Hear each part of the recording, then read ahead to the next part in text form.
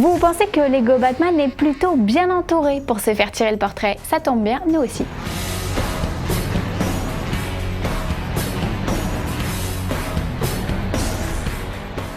Au programme aujourd'hui, l'avenir de Star Wars sur la table, Black Panther recrute, la Suicide Squad se marre, mais tout de suite, place aux news en bref.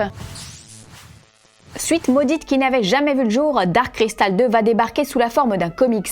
Cette suite du long métrage culte de Jim Henson, le papa des Muppets, et Frank Oz, l'animateur / doubleur de Yoda dans Star Wars, a été imaginée il y a près de 35 ans, mais malgré plusieurs tentatives, personne n'était parvenu à l'adapter au cinéma. C'est donc sous la forme d'un comics que le scénario maudit de Power of the Dark Crystal va être publié, et cela dès 2017, soit l'année du 35e anniversaire de la sortie au cinéma de Dark Crystal. Après Highlander, c'est donc un autre film culte des années 80 qui débarque en version papier, comme quoi le cinéma, c'est pas qu'au cinéma.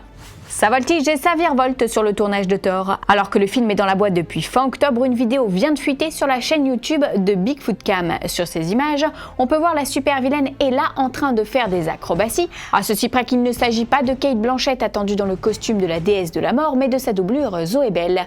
Comme vous pouvez le voir ici, beaucoup de fond bleu, ce qui laisse présager de nombreux effets visuels en post-production. En revanche, toujours pas de synopsis officiel pour ce buddy movie intergalactique signé Taika Waititi et dans nos salles le 25 octobre 2017.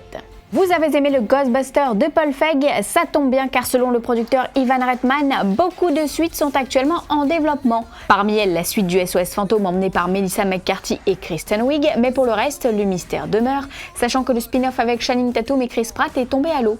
À bien y réfléchir, une série centrée sur cette unité de chasseurs de fantômes aurait du sens, un peu à la façon des agents du Shield, voire même une nouvelle série animée peut-être. Parmi les autres sagas dont l'avenir est aujourd'hui en cours de discussion, il y a bien évidemment Star Wars. Au micro d'Entertainment Weekly, la présidente de Lucasfilm, Kathleen Kennedy, a évoqué l'avenir de la franchise. Alors que peut-on attendre après l'épisode 9 de Colin Trevorrow? Eh bien voici quelques éléments de réponse. Selon Kathleen, donc, il y a toujours matière à faire des films stand-alone, mais est-ce bien judicieux? Une poignée de personnes doit se réunir en janvier pour faire le point et définir ensemble ce qui mérite d'être exploré et bien évidemment les résultats de Rogue One au box-office, premier spin-off de cet univers, seront assez déterminants. Parmi les décisionnaires, l'équipe chargée de l'histoire, les dirigeants, l'équipe des effets visuels, mais aussi les réalisateurs et scénaristes qui ont participé aux différents films. L'occasion peut-être de relancer le spin-off centré sur Boba Fett. D'ailleurs, à l'origine, c'est Josh Trank qui devait prendre en main ce projet, mais l'échec des 4 Fantastiques l'aurait poussé à quitter le film. De leur côté, Disney et Lucasfilm ont préféré se concentrer sur l'origin story d'Han Solo. Ceci étant dit, au cours de cet entretien, Kathleen Kennedy a révélé vouloir embaucher une femme pour l'un des futurs films, et pourquoi pas pour ce spin-off centré sur Boba Fett justement. Car ça ne vous aura pas échappé, aujourd'hui le studio alterne entre un épisode de la saga et un film stand-alone. Alors l'avenir se construira-t-il de la même façon? L'épisode 9 pourrait-il être le dernier? Une chose est sûre, l'école blanc ne manque pas d'idées et s'accommode bien avec le fait d'explorer ces histoires qui, je cite, ne sont pas nécessairement liées à quelque chose de spécifique, avec peut-être en ligne de mire un film sur l'ancienne République. Et oui, toujours en mouvement est l'avenir. What the fuck? En attendant la saison 7, vous reprendrez bien un peu de Game of Thrones à boire. Si l'on en croit le site Mashable, HBO lance une gamme de vins à l'effigie de la série. Les bouteilles, qui deviendront sans doute collector, seront disponibles au printemps 2017 seulement aux États-Unis dans un premier temps.